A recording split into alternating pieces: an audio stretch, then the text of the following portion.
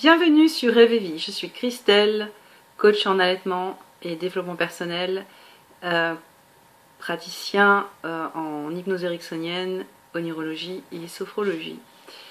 J'ai pratiqué pendant 10 ans le coaching en allaitement et maternage et en 2017 j'ai arrêté.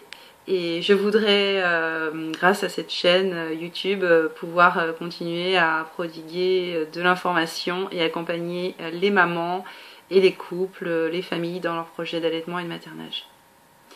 Alors, un des soucis qu'on peut rencontrer pendant l'allaitement, c'est ce fameux canal qui se bouche et qui peut, si on ne fait rien, vite se transformer en mastite.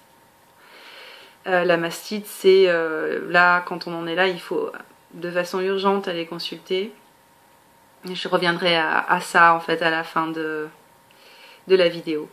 Pour le moment, je vais vous indiquer comment vite vous débarrasser de cet état fébrile et guérir d'un canal qui se bouche avant de provoquer une mastite. Il faut commencer le plus vite possible, donc si vous êtes en train de visionner cette vidéo, vous avez absolument bien fait, je vous félicite parce que vous avez eu un excellent réflexe. Alors on prend une bassine d'abord et on met de l'eau chaude dedans, assez chaud, pas brûlant, que ce soit quand même agréable même si c'est saisissant. Vous prenez un linge, un torchon, quelque chose, un bout de tissu et vous le trempez dedans. Et vous le mettez autour de votre sein, bien autour de votre sein et surtout sur la zone où vous avez mal, où il y a la douleur. Et vous laissez pendant un quart d'heure, 20 minutes, vous renouveler tous les 5 minutes pour que ça ne se refroidisse pas et que ça reste bien chaud. Une fois que vous avez fait ça, vous allez faire téter bébé. Vous allez faire téter bébé de manière à vider le sein. Donc si vous voyez téter bébé et qu'il régurgite un petit peu et que vous voyez un petit serpentin, c'est bon signe. Ça veut dire que votre canal s'est débouché et donc c'est un petit serpentin de lait. Ensuite, une fois que vous avez complètement drainé, vous allez mettre du froid. Pareil, même opération mais avec cette fois-ci le saladier ou la casserole avec de l'eau fraîche et quelques glaçons pour que ce soit bien frais. Attention, il ne faut pas que ça vous brûle, hein. Il faut que ce soit bien frais mais que ça soit pas glacial parce que bon, c'est du bon sens en fait, vous le sentirez.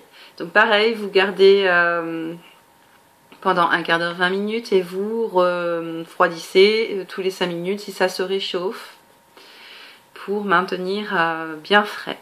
Voilà. Quand vous faites téter bébé, je vous l'ai pas dit, donc il faut que vous le mettiez le nez en direction de la douleur. Donc, si par exemple c'est une douleur, excusez-moi, qui se passe sous le sein, alors là vous allez vous allonger et mettre les jambes de bébé par là, hein, et la tête de bébé vers le bas. Vers le nez vers la douleur. Voilà. Après, si c'est en madone, c'est sur le côté, en transversal. Voilà, si c'est sur le côté là, vous mettez bébé en transversal sur le ventre et vous mettez le nez vers la douleur. Voilà. Et vous adaptez, en fait, vous faites tourner. Hein. Si c'est dans ce sens-là, bah, vous mettez bébé un peu comme ça. Voilà. Un peu de gymnastique pour les deux. Ensuite, si vous avez reçu une prescription du médecin et que votre généraliste est d'accord, vous pouvez prendre du paracétamol, ce qui va vraiment vous aider avec cet état fébrile. Donc prenez la dose hein, qu'il vous a indiquée pour aider parce que c'est très efficace le paracétamol dans cette situation-là. Si jamais vous devez consulter en urgence parce que c'est trop tard et que vous avez déjà une mastite, eh bien c'est pas grave, le médecin va vous donner des antibiotiques parce que là il y a une infection, il y a une grosse boule, donc vous allez sentir que vraiment il y a une grosse boule à l'intérieur. Si vous sentez qu'il y a une grosse boule à l'intérieur, c'est que c'est plus un petit canal qui s'est bouché, c'est que là ça a créé une infection beaucoup plus large et ça fait une boule. Donc dans ces cas-là, vous consultez, pareil, vous faites le même, ce que je vous ai décrit tout à l'heure. chaud et froid. Et avec les antibiotiques, vous pouvez continuer à faire téter bébé, bien sûr.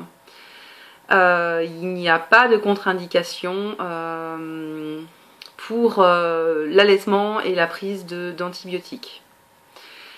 Alors pareil, donc vous avez votre traitement et vous continuez à faire téter bébé et vous faites le chaud et le froid et vous allez voir que ça va aller bien plus vite et que vous allez guérir rapidement.